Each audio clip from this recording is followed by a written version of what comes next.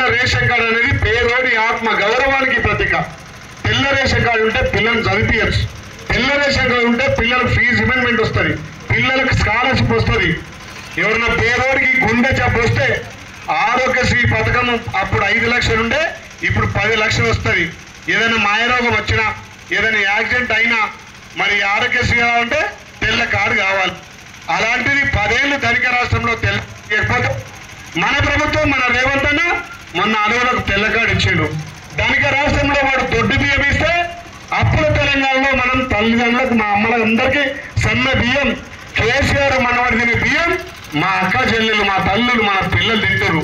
మరి ధనిక రాష్ట్రంలో పనులు అప్పుల తెలంగాణ వేస్తుండగా రేవంత్ అన్న కడుపు కట్టుకొని మనకి ఇచ్చినటువంటి హామీలు ఒక్కొక్కటిగా నెరవేర్చుకుంటూ వస్తుంటే ఆ కిరికిరిగాళ్ళు ఏమంటారు ఇకనా, ఆ కిరికిరిగాళ్ళు ఏ చీరలు అంటే మా అందరికి ఏదట సంఘపుల్లకి ఇస్తారా అంటే, మా అవ్వలు సంఘంలో లేరు, నువ్వేం బిడ్డ నువ్వు గెలిస్తే చీర వస్తుందట అంటే నేను చెప్పిన అమ్మ మీ బిడ్డగా నేను మాటిస్తున్నా, వాడు 60 రూపాయల బతుకమ్మ చీర ఇచ్చి మా ఆడబిడ్డలను అగౌరవపరిచిండు.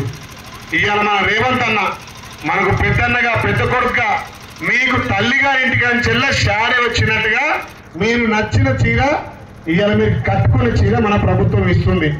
అది కూడా 18 సంవత్సరాల నిండి 18 సంవత్సరాలు నిన్న చెల్లె కాంచెల్ల అక్కకు అవ్వకు 90 ఏళ్ళున్న ముసలవ్వ కూడా ఇందిరమ్మ చీర మీ ఇంటికి వస్తుంది.